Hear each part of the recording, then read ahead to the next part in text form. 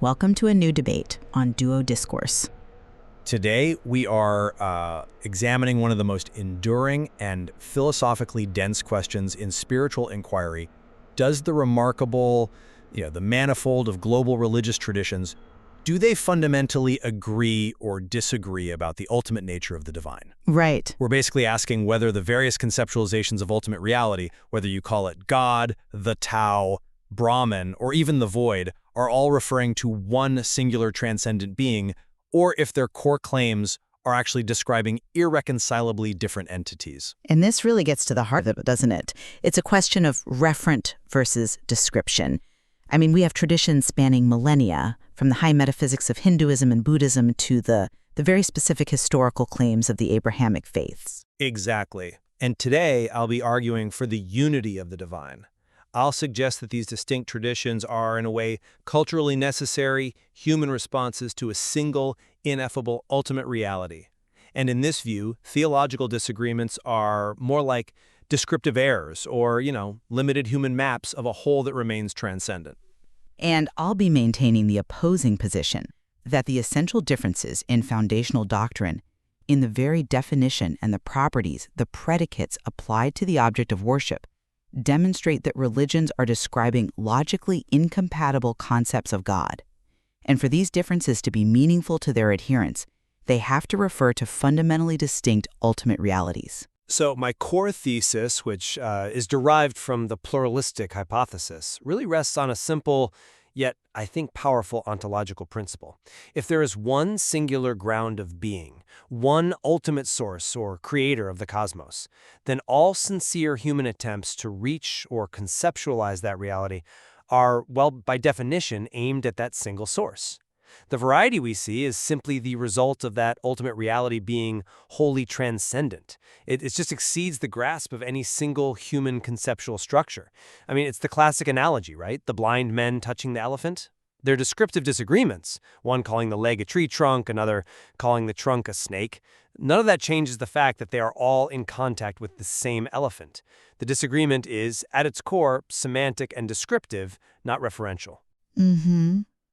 That metaphor of the blind men and the elephant is compelling, I get it, but I think it risks minimizing the essential contradictions that actually define these distinct religious systems.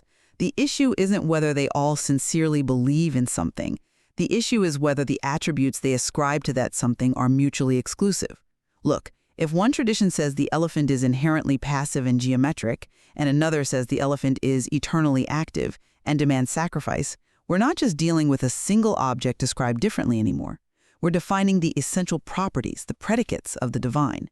And when those predicates contradict one another, say, one tradition claims the ultimate reality is personal and intervenes in history, while another insists it's an impersonal, non-intervening force, they are, by necessity, talking about different objects. You simply cannot isolate a generic spiritual hunger from the specific object meant to satisfy it. But let's look at the functional commonality for a moment.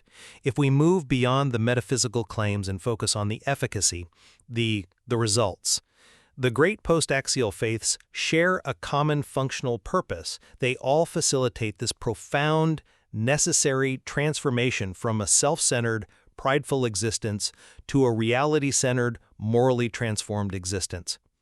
This common ethical and psychological goal, what the philosopher John Hick famously termed the shift from self-centeredness to reality-centeredness, is evidenced so powerfully by the universality of core moral laws. I mean, particularly the Golden Rule. This profound ethical convergence across global traditions, to me, suggests that a single divine ground is being accessed, even if the conceptual maps drawn by humanity in different cultures are divergent and, yes, sometimes contradictory. I think functional commonality is necessary, but it's wholly insufficient to establish ontological identity. We have to be really precise about what the Golden Rule actually proves. It proves that human social organization tends towards similar ethical requirements for survival, sure, but not that these ethics arise from the same theological source.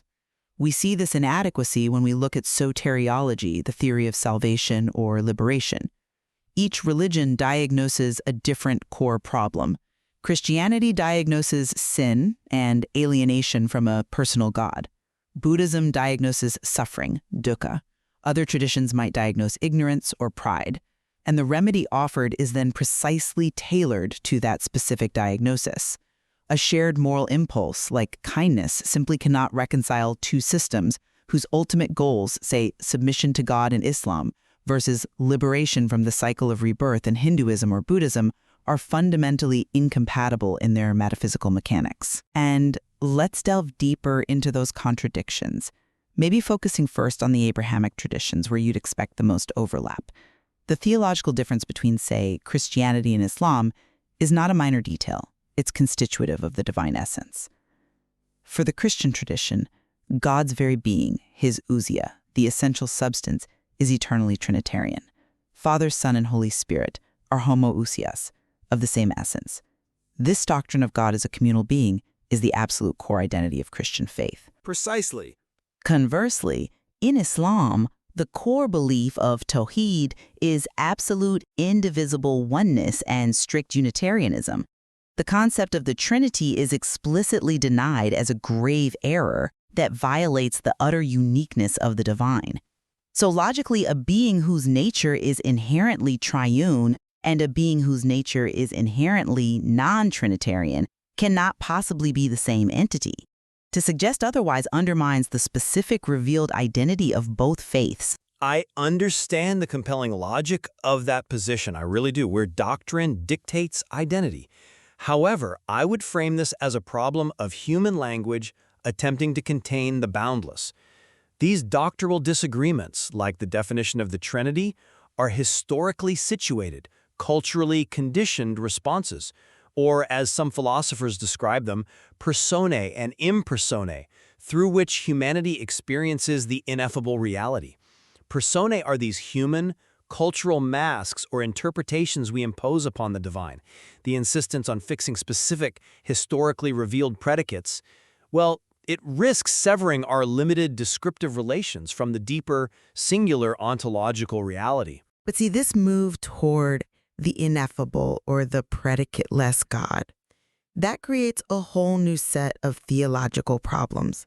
The idea of a divine object completely removed from any attributes is itself a profound theological claim, and it's one that often contradicts the actual revealed nature of the divine we find in Scripture.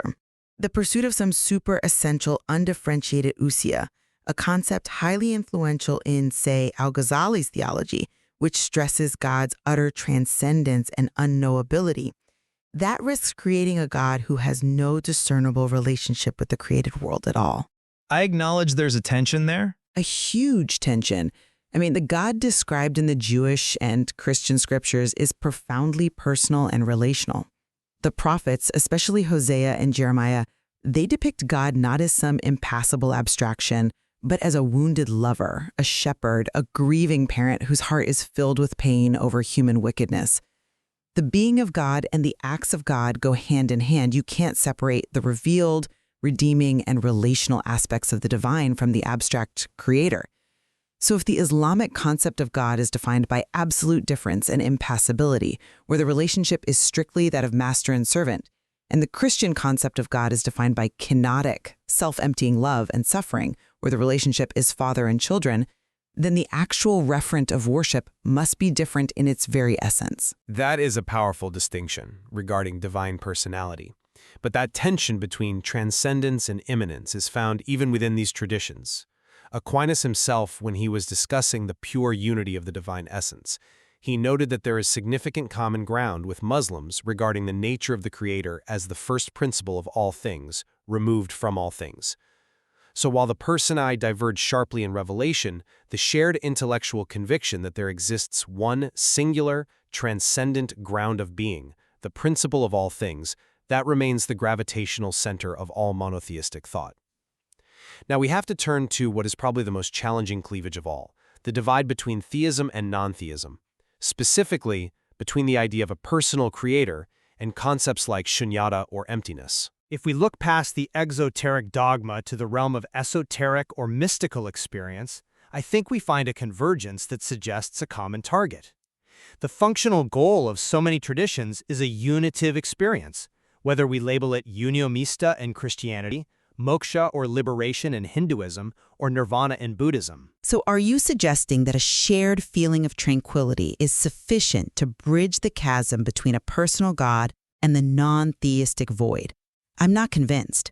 While certain practices might cultivate similar mental states, Stoic ataraxia, freedom from passion, and Buddhist upekkha, equanimity, both lead to inner calm, the metaphysical explanation for that calm and its ultimate purpose are utterly opposed. I would argue that these shared experiences hint at a deeper, shared reality. The structural features of these peak spiritual moments, this sense of presence, detachment, and absorption into a greater awareness, are really striking. They seem to demonstrate a common human capacity to transcend the ego. But the transcendence is directed toward radically different ultimate ends. And this takes us right back to the problem of soteriology, the difference between salvation and cessation. For Christian, the goal is the eternal salvation of the immortal soul, the true self, through union with the divine Redeemer. For a traditional Buddhist, the goal is anatta, the understanding that there is ultimately no permanent self, and nirvana, the cessation of suffering through the extinguishing of the illusion of self. So how can the ultimate reality be the ground for both the eternal salvation of the self, like in Christianity or Hinduism seeking Brahman, and the final extinguishing of the self, as in Buddhism? I mean, these are logically exclusive ultimate states. I absolutely acknowledge the profound nature of that conflict. And the pluralist model, it struggles precisely where these religious paths make exclusive claims about the nature of the self and its ultimate destiny. However, we also have to acknowledge the limitation of the exclusivist position in light of observed reality. While the theological differences are profound, the exclusivist still has to reconcile the problem of birthplace, the undeniable fact that genuine ethical transformation and spiritual growth are observed in individuals born into paths that lack their specific, necessary revelation. I mean, the moral fruit of a life lived in accordance with Hindu or Muslim or Buddhist principles is often indistinguishable in ethical quality from a Christian life. But the ethical fruit doesn't validate the truth claim, only the efficacy of the ethical system itself. The challenge is in the absolute claim of revealed truth. If Christianity maintains that Christ is the only way to the Father, then any path that explicitly rejects Christ's divinity or is built upon a non-theistic framework is logically, necessarily incompatible. To suggest that these traditions are all just pointing to the same single saving reality, it requires redefining the central, non-negotiable claims of each faith. And that's, frankly, a disservice to the specific faith of the practitioners themselves. And I would suggest that the ontological claim remains stronger than the exclusive soteriological claim. If there is one singular creator and ground of all existence, then all sincere worship is aimed at that creator, regardless of descriptive or conceptual errors regarding the precise mechanism of salvation or the nature of the persona involved. The common denominator is the aspiration toward the ultimate. I disagree that the ontological claim can float free of its essential predicates. To summarize my position, the same God thesis collapses under the weight of theological and logical scrutiny.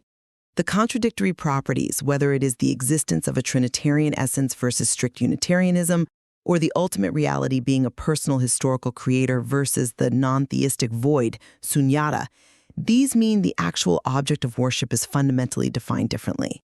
We can't just abstract away the differences without gutting the core truth claims of these religions.